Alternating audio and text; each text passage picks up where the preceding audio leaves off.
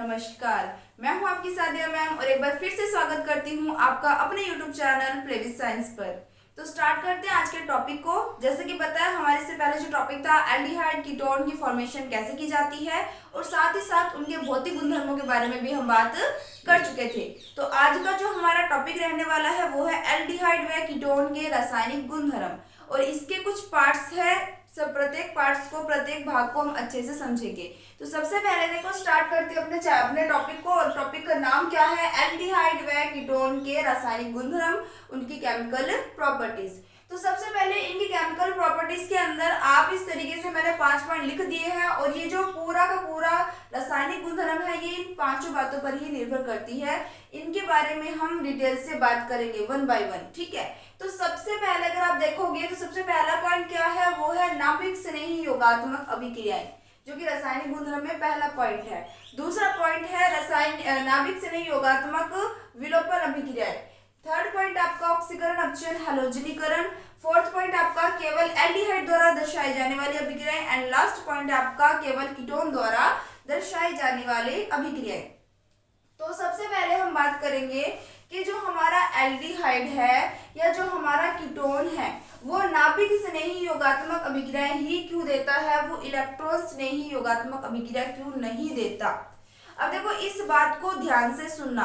सबसे पहली बात तो ये जो नाभिक स्नेही है, इलेक्ट्रॉन स्नेही है, इससे तो पहले ही मैं आपको मिलवा चुकी हूँ। आप सभी जानते हो इलेक्ट्रॉन स्नेही वो होता है जो इलेक्ट्रॉन से स्नेह करता है और खुद पर पॉजिटिव चार्ज रखता है, और नाभिक स्नेही वो होता है जो पॉजिटिव से स्नेह रखता है और खुद पर नेगेटिव चार्ज होता है। तो ये दो बातें हैं जो आपको पहले से क्लियर होनी चाहिए इस टॉपिक को करवाने से पहले, ठीक है। तो मैं दोबारा बता देती हूँ कि देखो दो शब्द हम पढ़ते हैं। एक तो हम पढ़ते हैं नाभिक स्नेही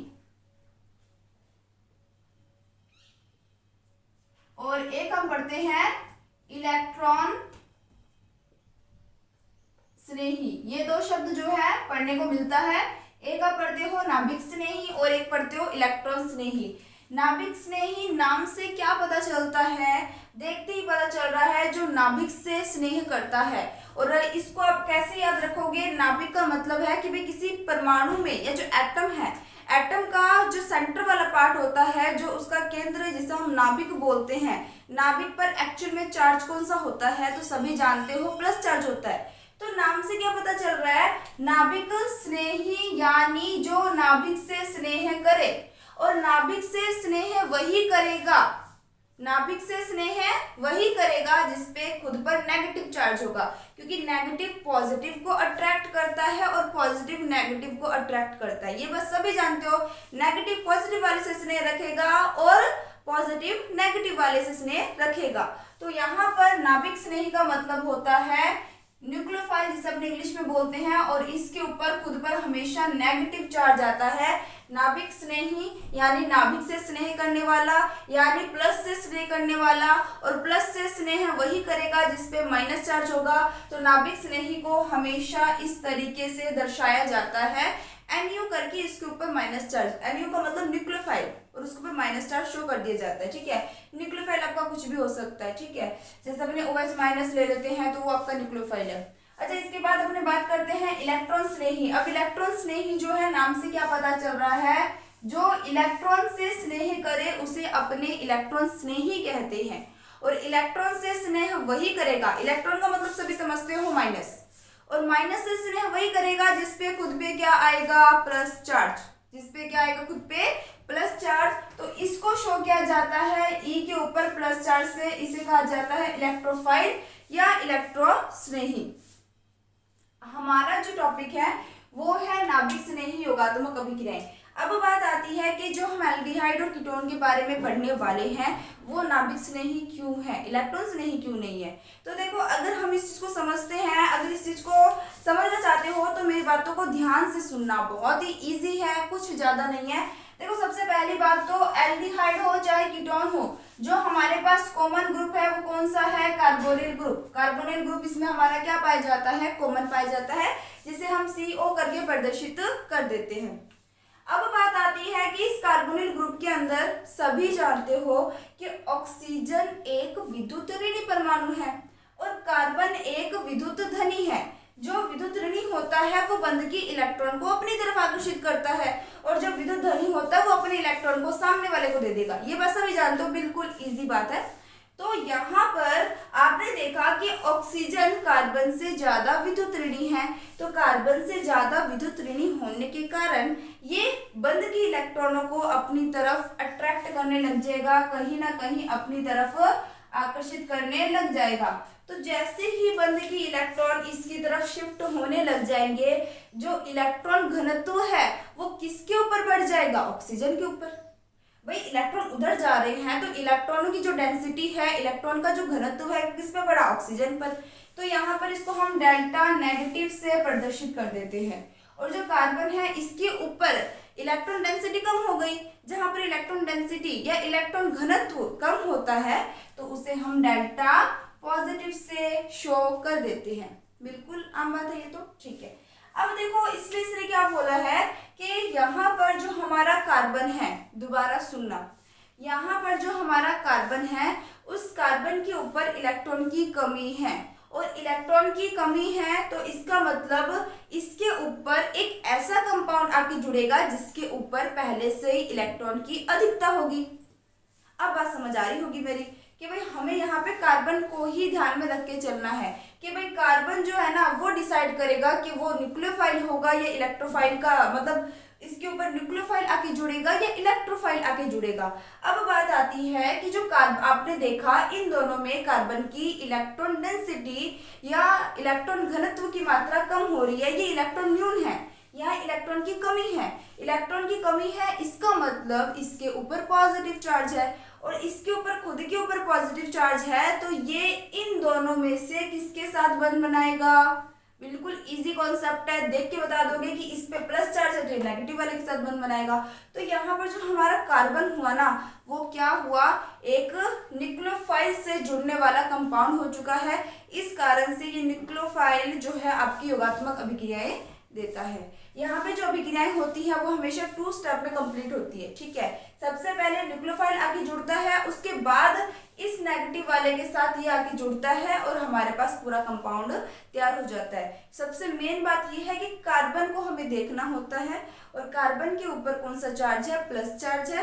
प्लस चार्ज होने के कारण इसके साथ कौन सा जुड़ेगा? नाभिक स्नेही जुड़ेगा, जिस कारण से इन्हें नाभिक स्नेही योगात्मक अभिक्रियाएं देने वाला कहा जाता है, ठीक है। तो सबसे पहले होगा क्या? देखो यहाँ पे लिख देती हूँ, ये मेरे पास क्या आ चुका है? कार्बोनिल ग्रुप आ चुका है। सबसे पहले कौन अटैक करता है? न्यूक्लियोफाइल अटैक करता है। जैसे न्यूक्लियोफाइल अटैक करेगा तो आपको पता है कि ये जो ऑक्सीजन होता है ये इलेक्ट्रॉन को अपनी तरफ आकर्षित करेगा। यहाँ पे डेल्टा नेगेटिव, यहाँ पे डेल्टा पॉजिटिव है। तो रिएक्शन के दौरान न्यूक्लियोफाइल किस पे जाके जुड़ेगा? ये फर्स्ट स्टेप के अंदर है, याद रखना, ठीक है। तो न्यूक्लियोफाइल कहाँ जाके जुड़ेगा? अपने इस कार्बन के पास जाके जुड़ जाएगा। तो हमारी स्ट्रक्चर कुछ इस तरीके से बन जाएगी। मैं यहाँ पे डायरेक्ट माइनस लिख देती हूँ, ठीक है। डेल्टा नेगेटिव नहीं लिखती क्योंकि पूरी तरीके से जो है इसके ऊपर शिफ्ट हो चुका है, तो मैं इसको डायरेक्ट नेगेटिव ही लिख देती हूँ। तो इसके ऊपर नेगेटिव चार्ज आ चुका है। तो फर्स्ट स्टेप में तो हमारा न्यूक्लियोफाइल आके ऐड हुआ। अब ये जो आपको कंडीशन दिखाई दे रही है, याद रखना ये स्टेबल कंडीशन है, ये एक स्थायी अवस्था है, लेकिन फिर भी हमारा कंपाउंड पूरी तरीके से नहीं बना है। उसके बाद जो सेकंड स्टेप आता है, उस सेकंड स्टेप के अंदर जो हमारा ऑक्सीजन है इसके साथ अटैक कर लेता है इलेक्ट्रोफाइल। इसके साथ कौन आके जुड़ जाता है? आपका इलेक्ट्रोफाइल, यानी नेक्स्ट आपका कंपाउंड बन जाता है इस तरीके से। यहाँ आ जाएगा NU, यहाँ आ जाएगा E। क्लियर होगी बात? बाकी जो भी मैं रिएक्शन करवाऊंगी वहां पर E की जगह हम हाइड्रोजन यूज करेंगे, आपको ध्यान में रखना है। इसको आप कंप्लीट इस तरीके से लिखोगे, प्लस में NuE, NU पे माइनस E पे प्लस, ठीक है। तो फर्स्ट स्टेप में क्या हुआ? NU ने अटैक किया और ये काफी स्टेबल कंडीशन है। और सेकंड स्टेप में क्या हुआ? हमारे E ने आके इसके साथ बंध बना लिया। क्लियर होगी बात? ठीक है। तो आप देख के बता सकते हो यहाँ पर जो हमारा कार्बन है इसमें कौन सा हाइब्रिडाइजेशन पाया जा रहा है, कौन सा संकरण पाया जा रहा है? तो वो है sp2। और जैसे यहाँ पर न्यूक्लियोफाइल आके अटैक कर लेगा तो यहाँ पर अब कौन सा हाइब्रिडाइजेशन पाया जाएगा? आपका sp3। ये दोनों बातें भी ध्यान में रखना है। और एक बात और ध्यान में रखना है कि इस चीज को अपना समझना कि जैसे मान लो मेरे पास कार्बन है, कार्बन के साथ सामने ऑक्सीजन जुड़ा हुआ है और ये दोनों जो बंध है वो तल के एक तो इस तरफ है एक इस तरफ है, मतलब एक तो तल के अंदर जा रहा है एक तल के बाहर आ रहा है। यहाँ मेरा कार्बन है, यहाँ डबल बॉन्ड ऑक्सीजन है, तो ये एक समतल हो गया ना, ये पूरा का पूरा क्या हो गया, समतल हो गया। अब जो मेरा न्यूक्लियोफाइल आगे जुड़ रहा है ना, अब ये इस तरीके से ही है। अब जो मेरा न्यूक्लियोफाइल आगे जुड़ा है ना वो हमेशा 90 डिग्री के एंगल से जुड़ेगा। कहाँ से जुड़ेगा, हमेशा समतल जो हमारा बन रहा है पृष्ठ इसके हमेशा 90 डिग्री एंगल से जुड़ेगा। ये बात भी क्लियर रखना, ठीक है। तो 2-3 बातें हैं जो मैंने आपको बता दी हैं जो मोस्ट इंपॉर्टेंट है कि सबसे पहली बात तो ये कौन सी अभिक्रिया देता है, तो न्यूक्लियोफाइल सब्स्टिट्यूशन रिएक्शन देता है या नाभिक स्नेही अभिक्रिया देता है, ठीक है। सब्स्टिट्यूशन नहीं बोलेंगे, नाभिक स्नेही एडिशन रिएक्शन देता है, ठीक है। और दूसरी बात ये है कि यहाँ पर जो हमारा कार्बन है पहले तो ये sp2 हाइब्रिडाइड होता है, हाइब्रिडाइजेशन इसकी sp2 होती है, लेकिन जैसे न्यूक्लियोफाइल आगे जुड़ जाता है तो इसका हाइब्रिडाइजेशन कैसा हो जाता है, sp3। ये निकालना मैंने आप लोगों को बताया हुआ है। तो जो बच्चे कंटिन्यूटी रख रहे हैं कि उनको तो बहुत इजी लगेगा, है ना, बट फिर भी एक छोटा सा हिंट देती हूँ। यहाँ पर कितने सिग्मा बॉन्ड है, 1 2 3 सिग्मा बॉन्ड है, तो कितने ऑर्बिटल्स भाग ले रहे हैं, 3। तो संकलन कौन सा हो गया, sp2, एक s 2 p 3 हो गए। और यहाँ पर कितने सिग्मा बॉन्ड है, 1 2 3 4 सिग्मा बॉन्ड है, तो यहाँ पर कौन सा हाइब्रिडाइजेशन हो गया, sp3। ओके, तो ये होगी बात अपनी कि भाई हमारे न्यूक्लियोफाइल के साथ ये अभिक्रिया कैसे कर रहा है। अब बात आती है कि भाई जो हमारा न्यूक्लियोफाइल रिएक्शन होता है कि इसमें जब हम कोई भी नाभिक स्नेही कंपाउंड जोड़ते हैं तो नाभिक स्नेही कंपाउंड भी 2 तरीके से अपने जोड़ सकते हैं। एक तो अपने प्रबल नाभिक स्नेही योगात्मक अभिक्रिया भी करवा सकते हैं और एक हम दुर्बल नाभिक स्नेही योगात्मक अभिक्रिया भी करवा सकते हैं। तो इन दोनों में 2 बातें जो है आपको ध्यान में रखनी है कि जब हम प्रबल नाभिक स्नेही जोड़ते हैं तो प्रबल नाभिक स्नेही जो होती है उसमें हमारी अभिक्रिया होती है अनुत्क्रमणीय, क्योंकि एक बार नाभिक स्नेही ने आके जुड़ गया और उसके बाद उसको बदलना या उसके बाद उसको चेंज करना हमारे लिए आसान नहीं होता। लेकिन दुर्बल के अंदर क्या होता है, दुर्बल में पहले हाइड्रोजन जुड़ता है उसके बाद न्यूक्लियोफाइल जुड़ता है, तो हाइड्रोजन जुड़ जाएगा तो उसको इजीली दोबारा क्या कर सकते हैं, उत्क्रमणीय किया जा सकता है। ये एज एक टाइप से अपने बोल सकते हो ये आपका प्रबल नाभिक स्नेही अभिक्रिया है। और दुर्बल के लिए मैं आपको बताती हूँ किस तरीके से होगा। दुर्बल में जैसे मान लो मैंने ले लिया C डबल बॉन्ड O, अब मैंने कोई भी दुर्बल नाभिक स्नेही अभिक्रिया ली है तो दुर्बल नाभिक स्नेही अभिक्रिया में सबसे पहले क्या होता है, देखो इसके ऊपर लोन पेयर होता है, सभी को पता है ना, इसके ऊपर 2 लोन पेयर होते हैं इस तरीके से। यहाँ पर सबसे पहले हाइड्रोजन आके जुड़ जाता है, यह हाइड्रोजन डायरेक्ट इससे जुड़ेगा तो आपके पास क्या बन जाएगा, C डबल बॉन्ड O, यहाँ पर आ जाएगा H और ऑक्सीजन के ऊपर आ जाएगा प्लस चार्ज, है ना। यही हुआ ना कि यहाँ पे जब अपने दुर्बल नाभिक स्नेही मिलाया तो दुर्बल नाभिक स्नेही में आपको H प्लस आयन मिलता है। वो जो H प्लस आयन है वो सीधे ऑक्सीजन के साथ अटैक करेगा, पहले न्यूक्लियोफाइल नहीं आएगा दुर्बल में, पहले हाइड्रोजन ऑक्सीजन के साथ जुड़ेगा। जैसे हाइड्रोजन ऑक्सीजन के साथ जुड़ेगा तो जो हाइड्रोजन है इसके ऊपर प्लस चार्ज है यानी इलेक्ट्रॉन की कमी है। अब हाइड्रोजन के पास इलेक्ट्रॉन की कमी है तो अगर ये सामने वाले के साथ बंध बनाएगा तो उसके इलेक्ट्रॉन को लेगा। तो यहाँ पर यह हाइड्रोजन जैसे ही ऑक्सीजन के साथ बंध बनाता है तो वैसे ही ऑक्सीजन की इलेक्ट्रॉनों को क्या करता है, लेके बंध बना लेता है। सभी जानते हो हाइड्रोजन जो है वो 1 नंबर पे आता है। 1 नंबर पे आने का मतलब है उसके पास एक ही इलेक्ट्रॉन है, एक ही प्रोटॉन है, बंध बनाने के लिए उसके पास एक ही इलेक्ट्रॉन है। लेकिन जब अपने न्यूक्लियोफाइल की बात करेंगे तो मैं इसको इस तरीके से भी लिख सकती हूँ कि जैसे मान लो मैंने लिख दिया कोई भी NuH लिख दिया मैंने, मान लो सपोज करो कि यहाँ पर Nu पे तो माइनस चार्ज है, हाइड्रोजन पे प्लस चार्ज है, लेकिन इस वाली कंडीशन पे मैंने दुर्बल नाभिक स्नेही लिया है। कैसा लिया है, दुर्बल नाभिक स्नेही।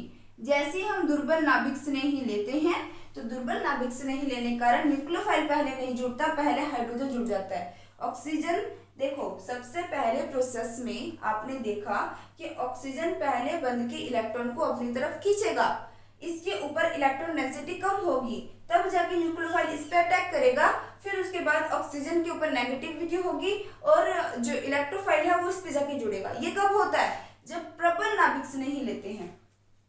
लिख देती हूँ मैं यहाँ पे, ये तो कौन सा है, दुर्बल नाभिक स्नेही, और यहाँ पे मैं लिख देती हूँ आपको ज्यादा समझ आने के लिए, प्रबल नाभिक स्नेही। ओके, तो यहाँ पे प्रबल नाभिक स्नेही लिया तो ये वाला रिएक्शन होगा और ये काफी स्टेबल होता है, तो इसको दोबारा अपने नहीं कर सकते, उत्क्रमण नहीं कर सकते, एक ही दिशा में चलाया जाता है ये अभिक्रिया। तो दुर्बल में क्या हुआ कि ऑक्सीजन ने इलेक्ट्रॉन को अपने ऊपर खींचा ही नहीं, लेकिन उससे पहले ही हाइड्रोजन ने आके इसके साथ बंध बना लिया। हाइड्रोजन के पास एक इलेक्ट्रॉन था, प्लस का मतलब है कि अब हाइड्रोजन के पास एक भी इलेक्ट्रॉन नहीं है। अब हाइड्रोजन के पास एक भी इलेक्ट्रॉन नहीं है, वो अगर इस ऑक्सीजन के साथ बंध बनाएगा तो जो बंध बनाने के लिए दो इलेक्ट्रॉन वो ले रहा है, वो किससे ले रहा है? ऑक्सीजन से। जब आप किसी से इलेक्ट्रॉन लेते हो तो उस पर कंप्लीट क्या चार्ज आ जाता है? पॉजिटिव चार्ज आ जाता है। तो ये जो रिएक्शन होती है ये रिवर्सिबल रिएक्शन होती है। ये कैसी रिएक्शन होती है? रिवर्सिबल। तो इसके बाद क्या होता है? इसके बाद आपका जो ऑक्सीजन होता है, आपको पता है ऑक्सीजन एक विद्युत ऋणी परमाणु है, वो कभी भी इलेक्ट्रॉन न्यून होकर नहीं बैठेगा, वो क्या करेगा? सामने वाले बंध से इलेक्ट्रॉन ले लेगा, यानी आपका कंपाउंड कुछ इस तरीके से बन जाएगा। समझ आ गई बात? तो इसने क्या किया? ऑक्सीजन एक विद्युत ऋणी परमाणु होने के कारण पॉजिटिविटी को कभी भी नहीं रखेगा और बंध की इलेक्ट्रॉन इस पे शिफ्ट हो जाएंगे। ऑक्सीजन जो है अब इसके ऊपर की पॉजिटिविटी खत्म, तो इलेक्ट्रॉन की कमी अब किसके पास हो गई? कार्बन के पास। तो यहाँ पर इस कार्बन पर पॉजिटिविटी का गुण आ जाएगा और इसके बाद इस पे न्यूक्लियोफाइल आके अटैक कर देगा। तो ये थी आपकी दुर्बल नाभिक स्नेही वाली रिएक्शन, क्योंकि जैसे ही हाइड्रोजन जुड़ता है, हाइड्रोजन जुड़ने के बाद आप न्यूक्लियोफाइल जोड़ने से पहले ये क्या कर सकते हो? इसको रिवर्सिबल कर सकते हो। आई थिंक ये समझ आ गया होगा। तो जल्दी से इसका स्क्रीनशॉट ले ले, फिर उसके बाद हम नेक्स्ट टॉपिक की बात करते हैं। ले लिया होगा आपने स्क्रीनशॉट? चलो, अब इसके बाद हम बात करेंगे कि जो नेक्स्ट आपका आता है कि भाई अगर एल्डिहाइड और कीटोन की बात की जाए तो एल्डिहाइड और कीटोन में सबसे ज्यादा कौन सा क्रियाशील होगा? नाभिक से नहीं होगा तो अभिक्रिया कौन ज्यादा देगा? और अगर मैं बात करती हूँ कि एल्डिहाइड देगा कीटोन कम देगा, तो ऐसा क्यों होता है कि एल्डिहाइड ज्यादा देगा कीटोन कम देगा? तो वो सारी बातें हम डिटेल से करने वाले हैं। तो मैं ये रेस कर रही हूँ, ठीक है? ये वाला पॉइंट मैं रेस कर रही हूँ। आई थिंक मैं ये सारा रेस कर रही हूँ। आई थिंक आप लोगों ने तो स्क्रीनशॉट ले लिया होगा, तो ये वाला भी रब कर रही हूँ मैं। अब हम सिर्फ बात कर रहे हैं नाभिक स्नेही योगात्मक अभिक्रिया के बारे में।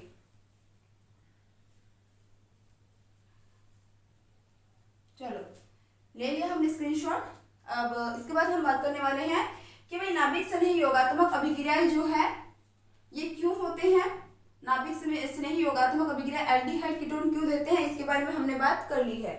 अब हम बात करेंगे कि एल्डिहाइड, लिख देती हूं मैं, एल्डिहाइड एवं कीटोनों में एल्डिहाइड सर्वाधिक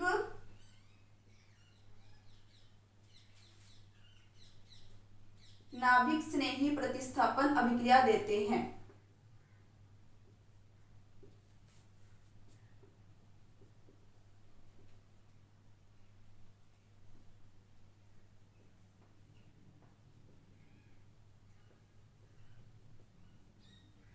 ठीक है, तो ये तो मैंने बात लिख दी है।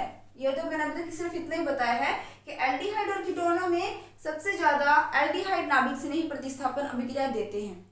अब बात आती है कि इसके पीछे ऐसा क्या रीजन है। अब जो हम पॉइंट डिस्कस करने वाले हैं वो पॉइंट है हमारी अभिक्रियाशीलता। पॉइंट क्या है? अभिक्रियाशीलता। अब हम इस पॉइंट पे बात करने वाले हैं।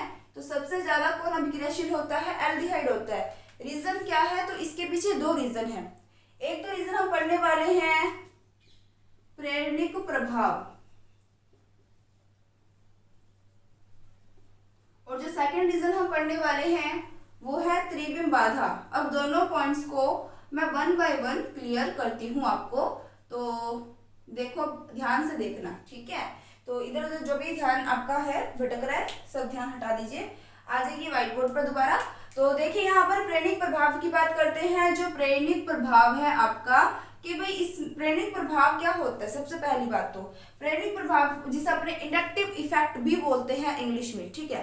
प्रेरणिक प्रभाव का मतलब जो होता है कि जैसे मान लो आपके पास कोई दो कंपाउंड जुड़े हुए हैं, ठीक है। जैसे मान लो मैंने लिख दिया, फॉर एग्जाम्पल के तौर पे मैंने लिख दिया CH3NO2, ठीक है। एग्जाम्पल के तौर पे समझाने के लिए मैं आपको बोल रही हूँ, ठीक है। तो यहाँ पर सभी को पता है कि जो हमारा CH3 ग्रुप है वो CH3 ग्रुप हमेशा इलेक्ट्रॉन देने का काम करती है, ठीक है। और जो हमारा NO ग्रुप है वो हमेशा, NO2 ग्रुप है वो हमेशा इलेक्ट्रॉन लेने का काम करती है। तो यहाँ पर इलेक्ट्रॉन देने वाले कंपाउंड को हम बोलते हैं कि इसके ऊपर प्लस आई इफेक्ट शो होता है। इसके ऊपर कौन सा इफेक्ट शो होता है? Plus I effect. क्यों? क्योंकि ये इलेक्ट्रॉन दे रहा है, जो इलेक्ट्रॉन देता है उसमें इलेक्ट्रॉन की कमी आती है, और जिसमें इलेक्ट्रॉन की कमी आती है उसको हम प्लस से शो करते हैं। और यहाँ पर आई जो है वो किस लिए आया है? इंडक्टिव इफेक्ट के लिए, यानी प्रेरणिक प्रभाव के लिए आया है, ठीक है। और जो आपका NO2 ग्रुप है वो इलेक्ट्रॉन को लेने का काम कर रहा है, तो ये कौन सा इफेक्ट शो करेगा? ये शो करेगा माइनस आई इफेक्ट। कौन सा इफेक्ट शो करेगा? माइनस आई इफेक्ट, क्योंकि ये इलेक्ट्रॉन को लेने का काम कर रहा है। जो इलेक्ट्रॉन लेता है उस पे माइनस चार्ज, जो इलेक्ट्रॉन देता है उस पे प्लस चार्ज। इस बात पे तो कंफ्यूजन बिल्कुल नहीं रहनी चाहिए। अक्सर बच्चे जो है ना इस बात पे कंफ्यूज रहते हैं, ठीक है।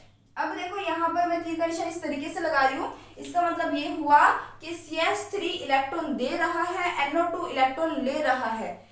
जो इलेक्ट्रॉन देगा उसमें इलेक्ट्रॉन की कमी आएगी। इलेक्ट्रॉन की कमी यानी माइनस चार्ज की कमी, जिसे हम प्लस से शो करते हैं। जो इलेक्ट्रॉन लेगा उसके ऊपर माइनस चार्ज आएगा, और माइनस चार्ज आएगा यानी इलेक्ट्रॉन लेना यानी माइनस चार्ज को लेना, और माइनस चार्ज लेने वाले पे हमेशा माइनस चार्ज आएगा। ओके, तो ये दो बातें आपको ध्यान में रखनी है, ठीक है। एक आप माइनस आई इफेक्ट पढ़ते हो, एक आप प्लस आई इफेक्ट पढ़ते हो, ठीक है। इंडक्टिव इफेक्ट के बारे में हम बात करते हैं, ठीक है। चलो अब अपने बात करते हैं कार्बोनिल ग्रुप के अकॉर्डिंग, ठीक है। अपने बात करेंगे एल्डिहाइड और कीटोन के अकॉर्डिंग, ठीक है। अब आपको पता है चाहे एल्डिहाइड हो चाहे कीटोन हो, जो दोनों में कॉमन ग्रुप है वो है ये कार्बोनिल ग्रुप, ठीक है। यहाँ पर अब मेरी बात को ध्यान से समझने की कोशिश करना कि इस कार्बन के ऊपर, यहाँ पर इस कार्बन के ऊपर इलेक्ट्रॉन डेंसिटी जितनी कम होगी, यानी ये ऑक्सीजन है ना, ये ऑक्सीजन क्या कर रहा है? बॉन्ड के इलेक्ट्रॉनों को अपनी तरफ खींच रहा है, ठीक है। अब ये ऑक्सीजन अगर बॉन्ड के इलेक्ट्रॉन को अपनी तरफ खींचेगा तो ऑक्सीजन के ऊपर चार्ज कौन सा आएगा? नेगेटिव। कार्बन भी चार्ज कौन सा आएगा? पॉजिटिव। अभी तक हमने इतना तो समझ लिया है, ठीक है।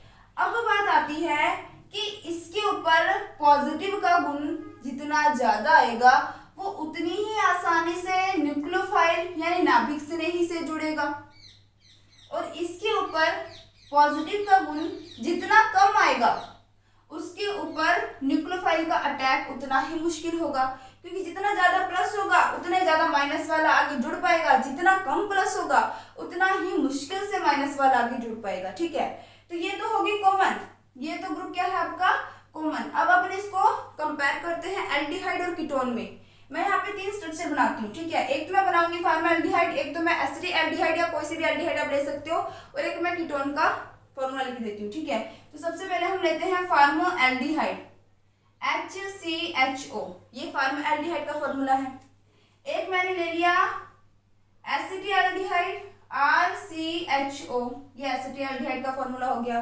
बाकी R का मतलब तो कितने भी कार्बन हो सकते हैं, 2 भी हो सकते हैं, 3 भी हो सकते हैं।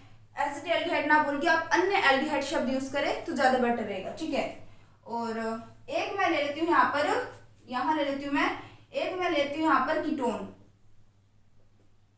ठीक है। तो आप देख सकते हो जो इनमें कॉमन ग्रुप है वो कौन सा है आपका? कार्बोनिल ग्रुप कॉमन है। ये वाला जो कार्बोनिल ग्रुप है वो तीनों में क्या है? कॉमन है, ठीक है। तो अब बात आती है कि भाई एल्डिहाइड जो है हमारे पास, सबसे पहले फॉर्मल्डिहाइड हमने देखा, उसके बाद हमने एक टाइप से एसिटिल्डिहाइड बोल सकते हैं, उसके बाद हमने कीटोन देख लिया, ठीक है। अब आप सभी को पता है कि जो एल्किल ग्रुप होता है वो हमेशा इलेक्ट्रॉन को देने का काम करता है, सभी को पता है। अब यहाँ पर आप देखोगे जो हमारे पास फॉर्मल्डिहाइड है उसमें एक भी एल्किल ग्रुप नहीं है, एक भी एल्किल ग्रुप नहीं है तो वो कोई भी एल्किल ग्रुप नहीं होने के कारण वो अपने इलेक्ट्रॉन कार्बन को नहीं देंगे। भाई जब ग्रुप भी नहीं है तो इलेक्ट्रॉन कैसे देंगे, सीधी सी बात है।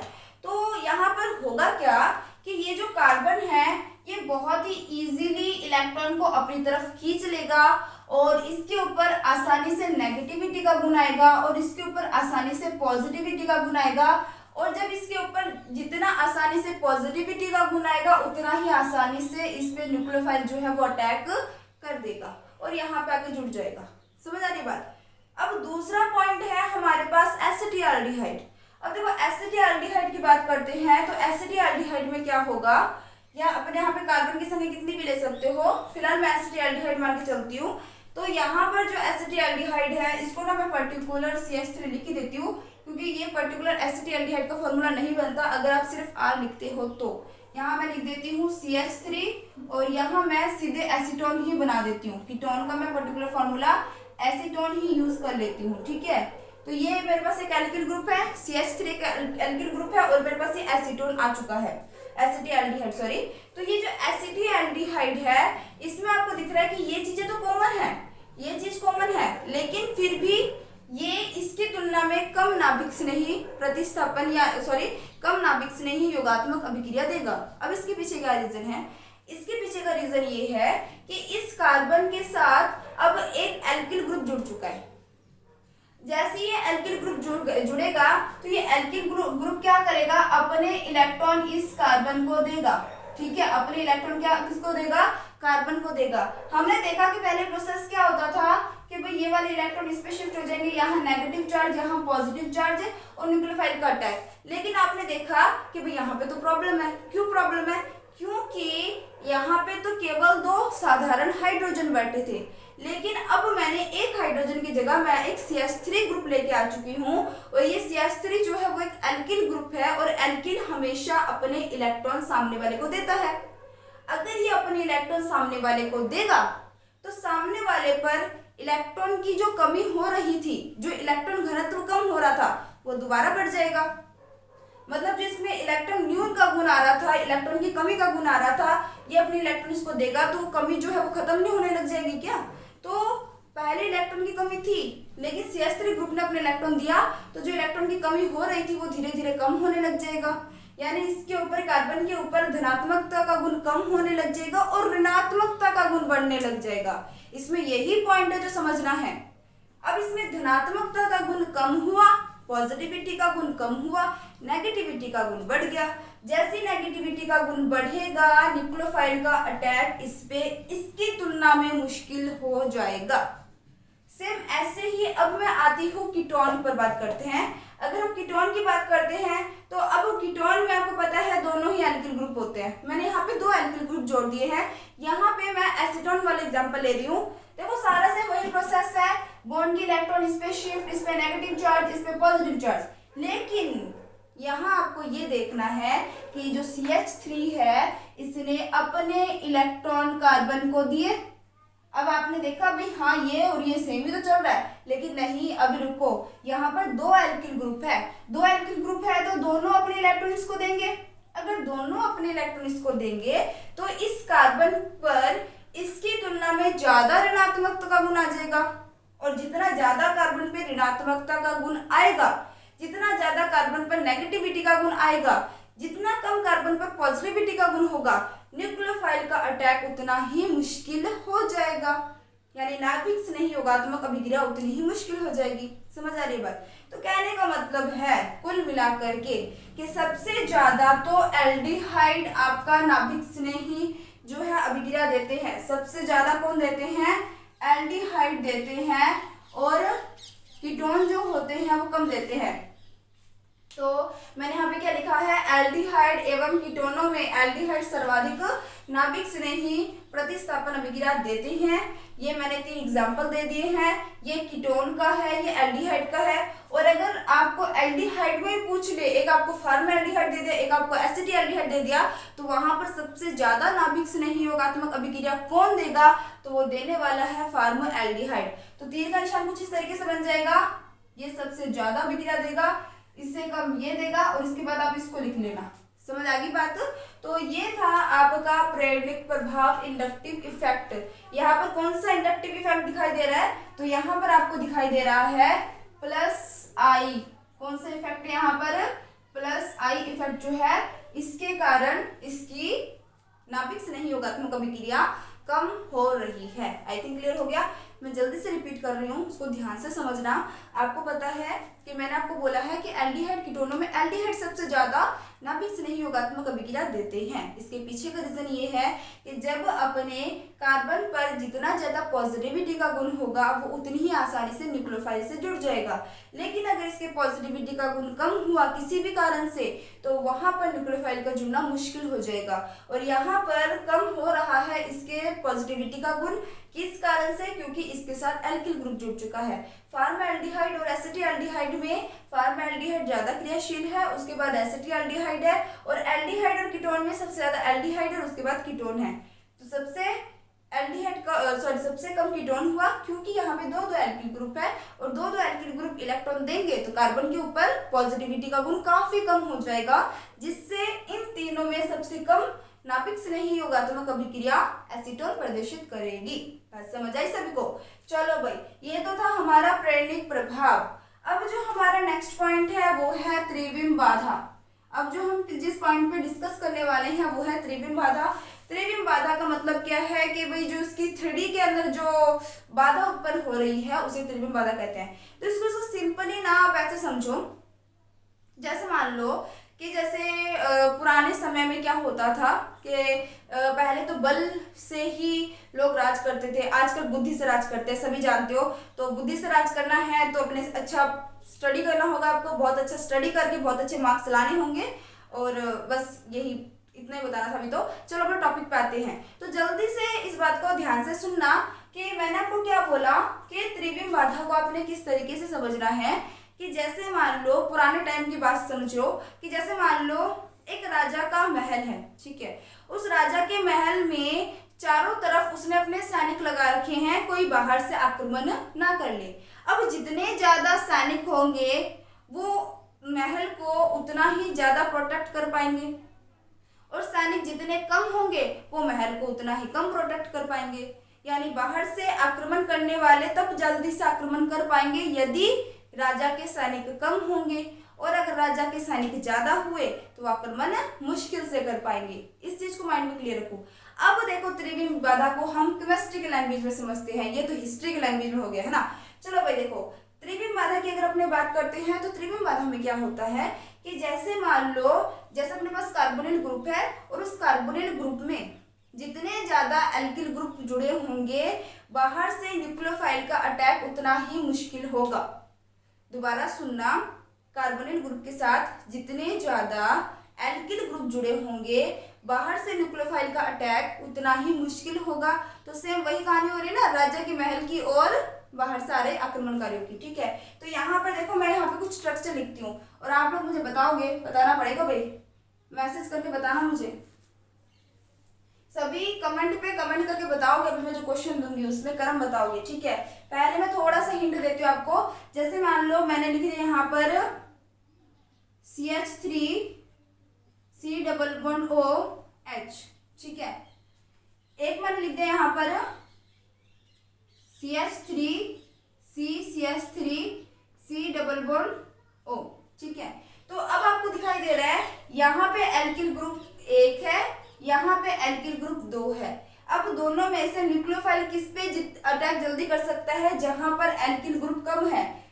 एल्किल ग्रुप जो है वो एक त्रिविम बाधा का काम कर रहे हैं, क्योंकि रीजन हमने देख लिया है एक्चुअल में क्या होता है, लेकिन जस्ट हम इसको त्रिविम बाधा के रूप में या 3D के रूप में समझे तो जितने ज्यादा एल्किल ग्रुप होंगे न्यूक्लियोफाइल का अटैक उतना ही मुश्किल होगा। तो इन दोनों में सबसे ज्यादा त्रिविम बाधा कौन दे रहा है? ये दे रहा है। तो न्यूक्लियोफाइल कहाँ पर ज्यादा क्रियाशील होगा? एल्डिहाइड के प्रति। कहाँ ज्यादा क्रियाशील होगा? एल्डिहाइड के प्रति, क्योंकि यहाँ पर एल्किल ग्रुप कम है, न्यूक्लियोफाइल इजीली अटैक करेगा। यहाँ एल्किल ग्रुप बढ़ चुका है, न्यूक्लियोफाइल इजीली अटैक नहीं करेगा। चलो तो मैं यहाँ पे क्वेश्चन देती हूँ आपको। मैंने यहाँ पे लिख दिया, जैसे एक तो मैंने लिख दिया HCH, ये मैं क्रम दे रही हूँ, आप लोगों ने कमेंट करके मुझे बताना है। देखती हूँ कितने बच्चे कमेंट करते हैं मुझे। H यहाँ पे लिख दिया C++OH। एक मैंने लिख दिया CH3 CH2 C++OH। ये एक हो गया, ये दो हो गए। एक मैंने लिख दिया CH3 C++OCH3। ये तीसरा हो गया। मैं नंबर ही लिख देती हूँ 1 2 3। इस तरीके से मैं नंबरिंग लिख देती हूँ। आप बताना कि सबसे पहले कौन सा नंबर आएगा, उसके बाद कौन सा नंबर आएगा। 3 और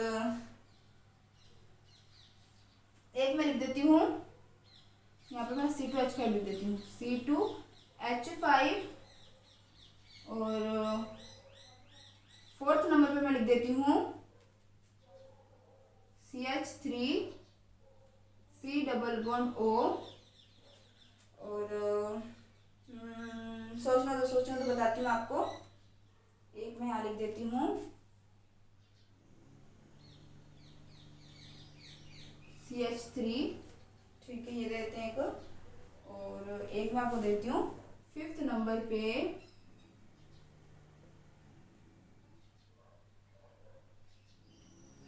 C3H7 C3H7++O। ठीक है, तो मैंने 4 यहाँ पे लिख दिए हैं क्वेश्चन 1 2 3 4 5। तो इसका आंसर आपने कमेंट करके बताना है और मैं इसका आंसर आपको बाद में बताऊंगी। ठीक है, तो कल मैं आपको इसका आंसर बता दूंगी। तो फिलहाल आप जल्दी से इसका स्क्रीनशॉट ले लिया होगा आपने स्क्रीनशॉट। आई थिंक आपको आज की क्लास बहुत अच्छे से क्लियर होगी। आज हमने सिर्फ इसकी अभिक्रियाशीलता जो है वो किन किन पे डिपेंड कर रही है, किन किन कारणों से, उसके बारे में डिस्कस किया है। तो कल हम इनकी रिएक्शन पढ़ना स्टार्ट कर देंगे और उसके बाद चैप्टर ज़्यादा दिनों का नहीं बचा है, हमारा चैप्टर भी कंप्लीट होने वाला है। और इसका आंसर आप लोगों ने जरूर कमेंट करके मुझे बताना है और कल मैं इसका आंसर आपको समझा दूंगी। तो आई थिंक आपको सारा क्लियर हो गया होगा। और इसी तरीके से हंसते रहिए, मुस्कुराते रहिए। All the best, take care, bye bye.